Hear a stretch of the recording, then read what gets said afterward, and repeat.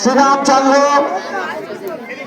সেই রামায়ণের রামচন্দ্রকে আমরা মাঠে দেখতে পাচ্ছি, যিনি রাবণ বধ করেছিলেন সেই রাম। রাম লিখে নেবেন, রাম। এর পরবর্তী জানেন, বেরোতে 12ই জানুয়ারি আমাদের যুব পুরুষ, আমাদের ভারতবর্ষের সন্তান স্বামী বিবেকানন্দের জন্ম দিবস গেল। সেই স্বামী বিবেকানন্দকে আমরা আমাদের মাঝে পেয়েছি, যিনি শিকাগো শহরে সেই বক্তৃতা করবেন।